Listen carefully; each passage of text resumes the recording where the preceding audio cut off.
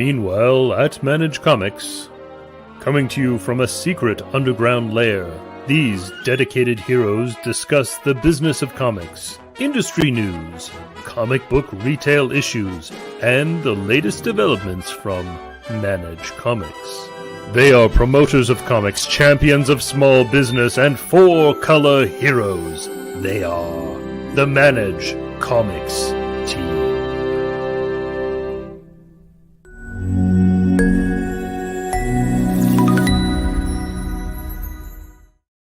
A little sound makes me so happy. I just love it so much. Welcome to Meanwhile at Manage Comics. This is Season 1, Episode 2, and it will be for the week of January 23rd, 2023. I, as always, am your host, Brian Garside, and with me is my partner in crime, Ivan Wine. Ivan, hello. Hello. Hello.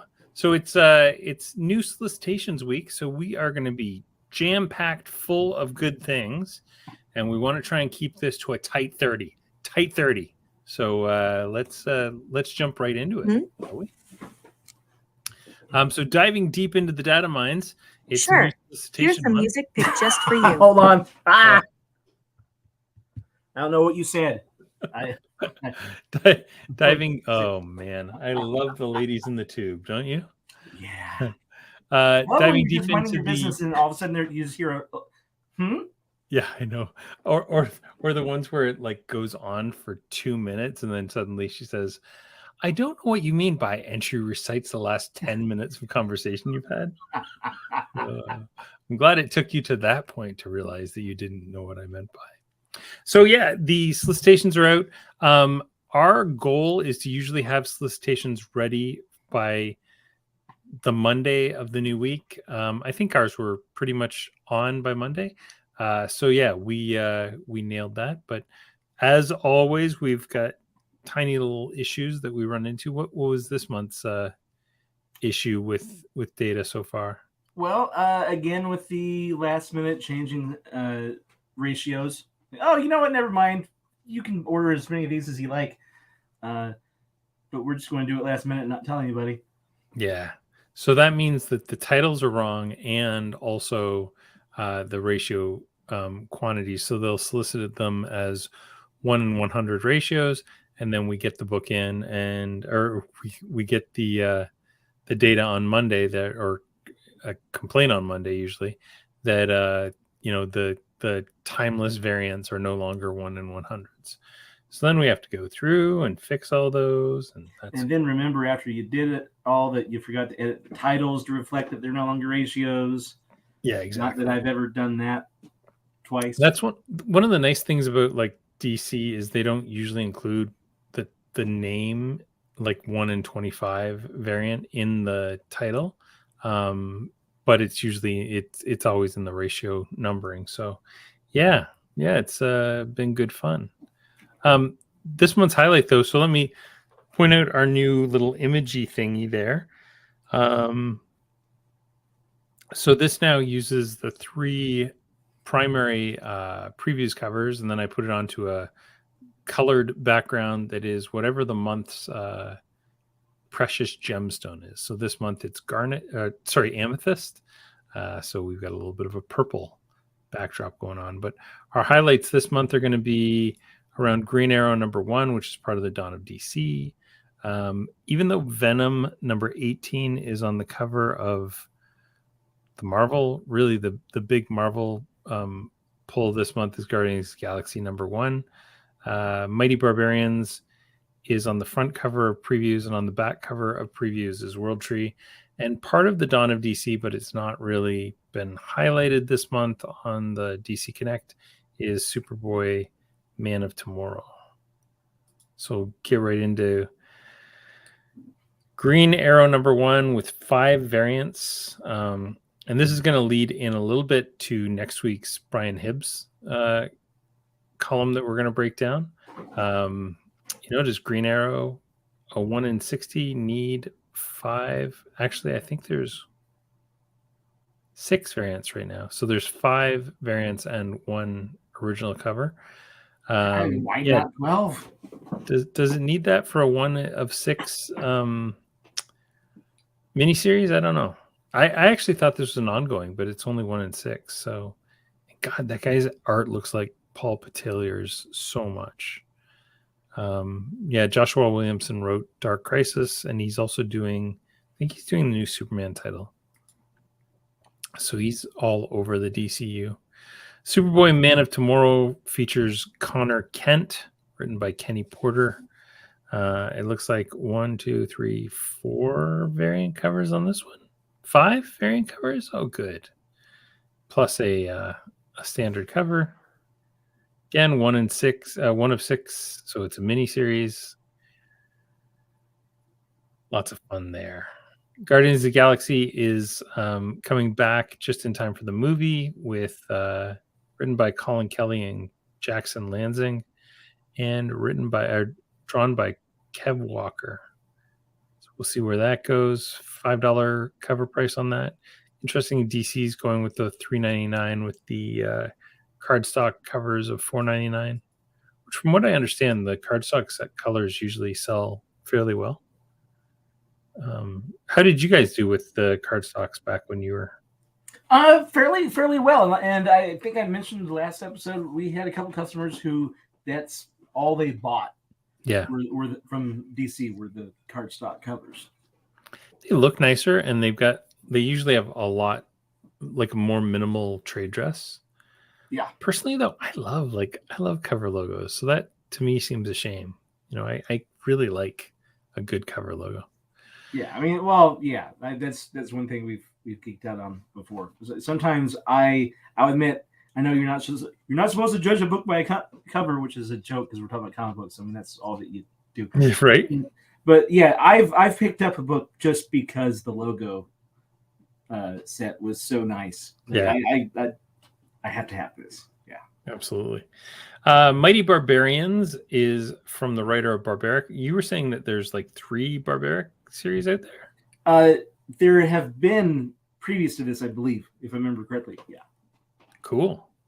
Not even something I'm familiar with, but I don't go too deep in the catalog these days, so that might be why. Yeah, so this is a new series from the writer of Barbaric, Mighty Barbarians, from Blaze Studios, I believe. And finally, we're going to round it out with a new JTIV. And I was told recently by Ivan that it's Tinian. Is that right? I did not say I knew how to pronounce it. I said based on the name of his Substack, right? Substack. I'll admit, I have mispronounced names of things for years. I don't know how many years I call Wacom tablets Wacom. Wacom? I still call them Wacom because it sounds. And I thought that Neil Gaiman's name was Gaiman for a good 15 years. Sounds like convinced a friend of mine that they were wrong, and they changed, and then they got corrected, and they were very, very mad at me. So I believed in you. I'm sorry. I know nothing. So this one's a new horror series from James Tinian. Tinian? I don't know. That guy, the guy that did Silver Coin and Something's Killing the Children, Just call him JTIV. Yeah. And Fernando Blanco. I think from what I read from the solicitations, it's like a kind of like almost like a horror version of The Matrix, maybe. The solicitation says in 1999, Gabriel and his friends discovered the Undernet, a secret architecture to the internet. They charted their exploration on a message board called World Tree. Then they lost control. Someone broke into World Tree, someone who welcomed the violent hold the Undernet had on them. At great personal cost, Gabriel and the others thought they sealed the Undernet away for good. They were wrong. And now they will know the meaning of fear spelled with the totally elite PH34R.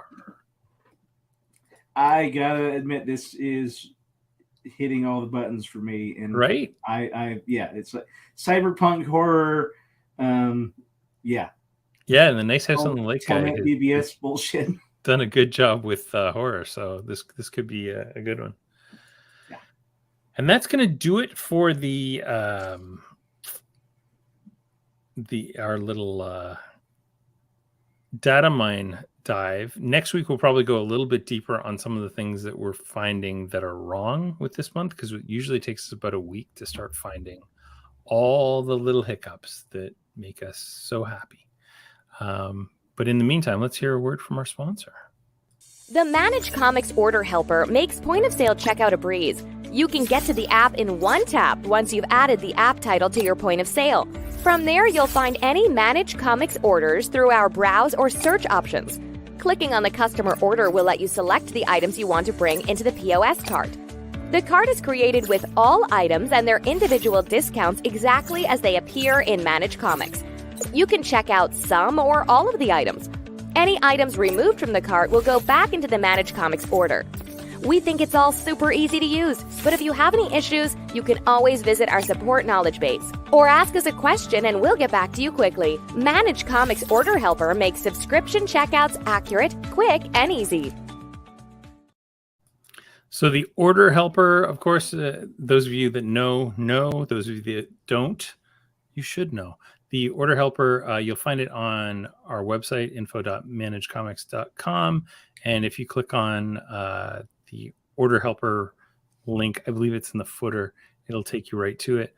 So the Order Helper will help you get your orders from Manage Comics into your point of sale in one click. And we did some fairly major updates to it just a few weeks ago, which helped with like really large orders. So when we do our testing, our biggest order was like 30, 35 items, but we're hearing about people with 70, 80, 90, 100 items. And those were getting lost in the shuffle. So yeah, we went through and fixed all that stuff a couple weeks ago.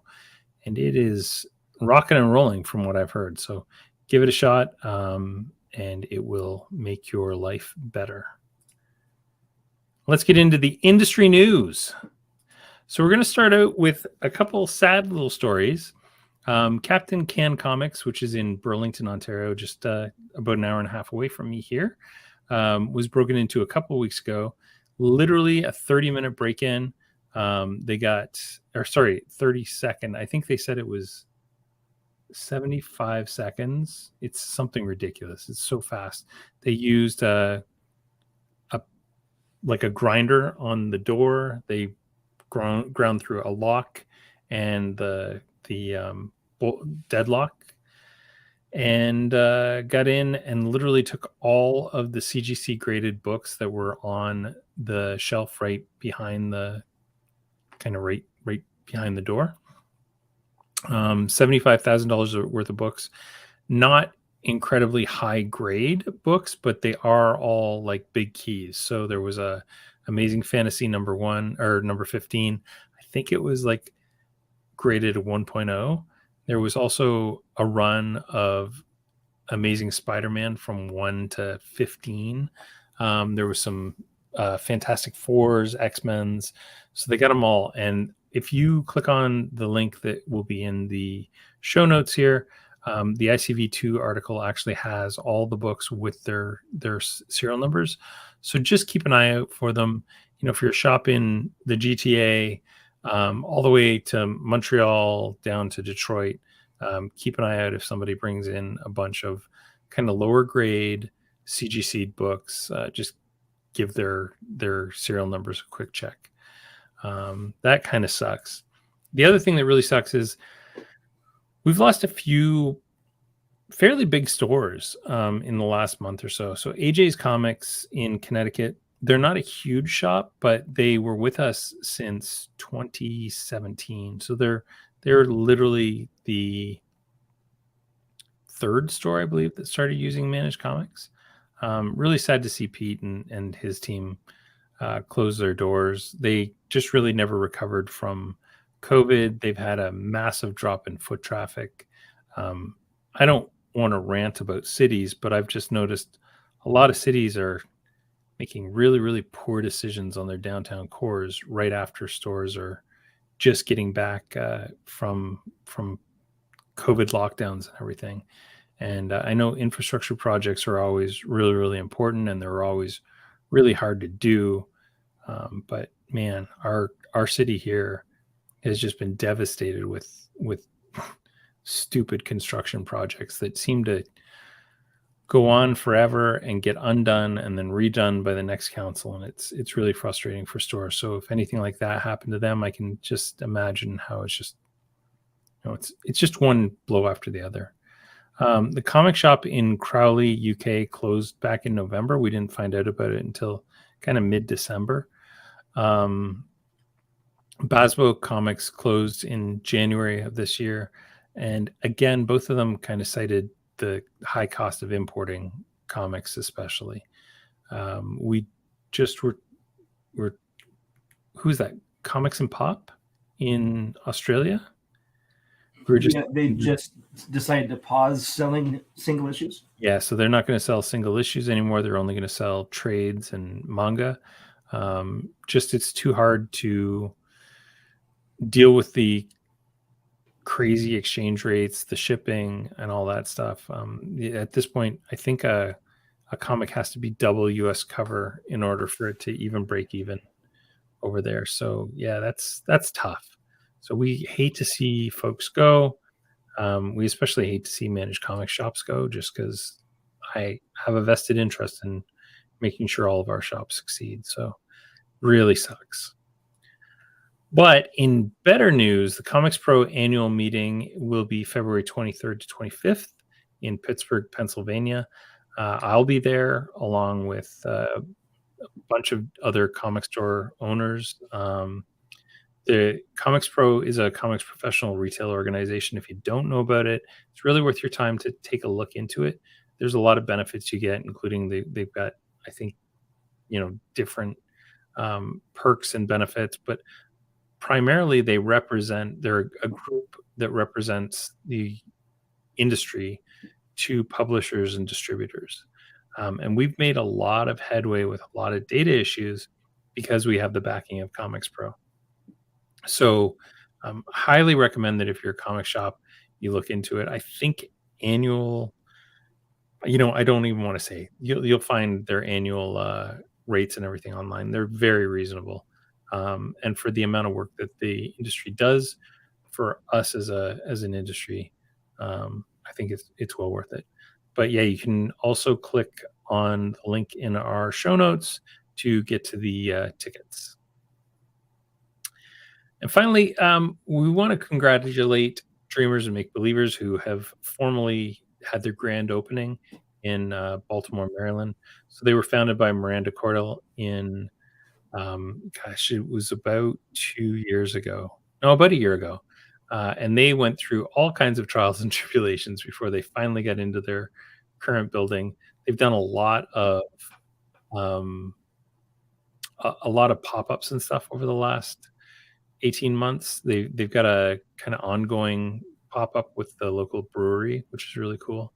And they're really focused on diverse kind of LGBT women voices, BIPOC voices. And it looks like a great shop, and I can't wait to get to Baltimore and check them out. So congrats to Dreamers and Make Believers. What's coming up for us in the next little while? So we've updated a whole bunch of changes from the change log for October and November. We've added some new features like regenerating errored orders, multiple distributions, unapproved items on lists, and print cells for pull lists.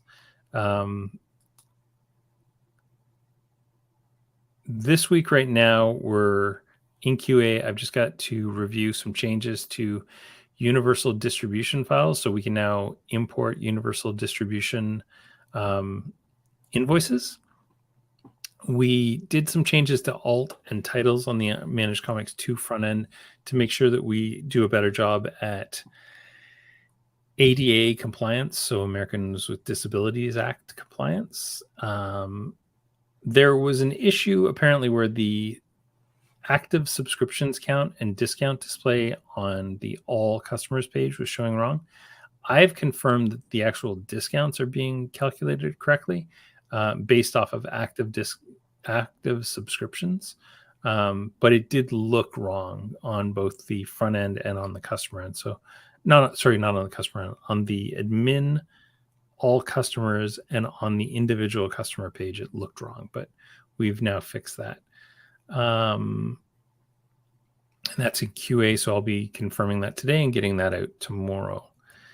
And then for the rest of the week, we're working on an initial order uploads tweak, just the way that the initial orders are created. We're doing an initial orders Penguin Random House text box so that when you go to the initial orders for PRH, you'll get a little text box that you can copy and paste into. That's going to be so handy. Yeah, I didn't know that was an issue, but now that we know, you're welcome.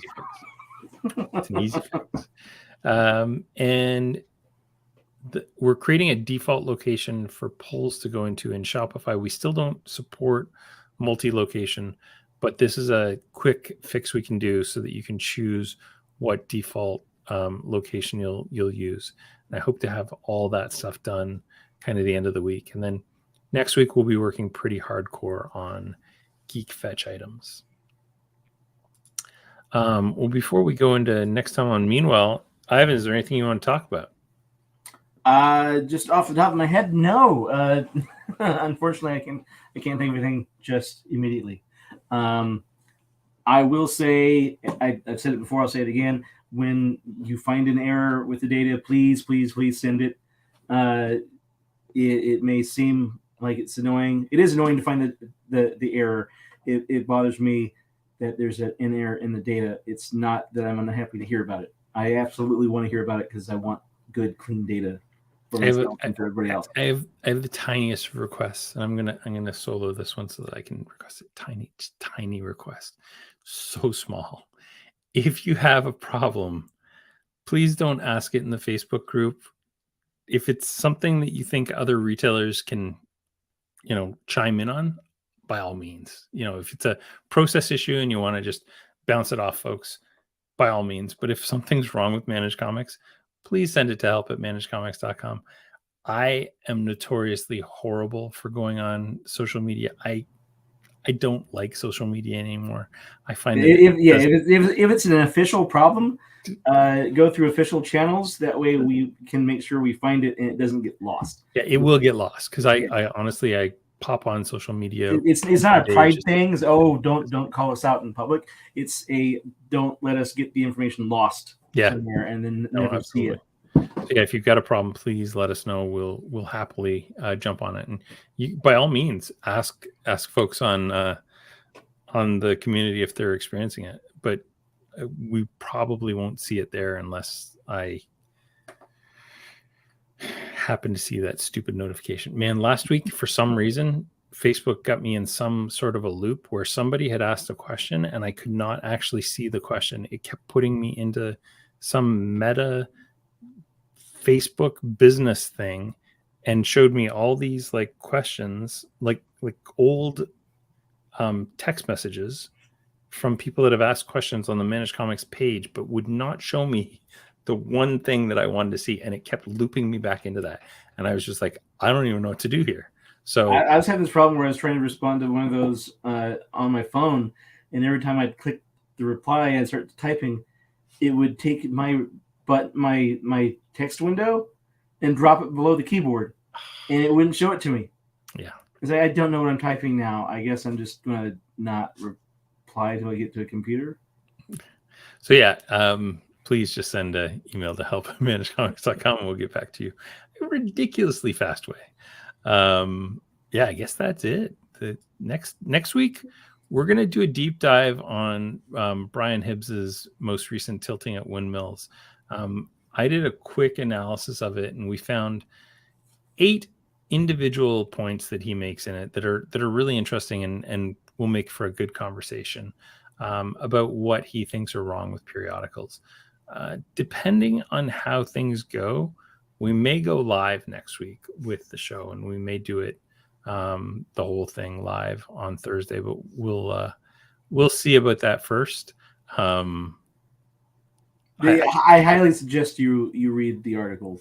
Yeah, for sure. So we'll include the article in the show notes. If we do decide to go live, I'll make sure that I send out some invites and everything about that first, because I think it could make for a really good discussion. But that, I think, is gonna about do it for this week. So and we should announce before next week we are going to have 15 variant covers for this. Oh yeah. For The podcast. next Coming out next meanwhile on Managed Comics we'll have. Actually, I was just talking to a couple people today, and we're going to have 26 variant covers. 5 of them are ratio variants that actually require unlocked versions of other ratioed variants to get, and 2 of them will require you to exclusively display them on your front counter if you want to get those. Ooh. Yeah. That's a new requirement we're going to have. All right. I think that's going to do it for this week. Ivan, anything last minute things to say? No, that'll do it. And we will see you next week. All right, folks. In the meantime and in between times, keep selling comics.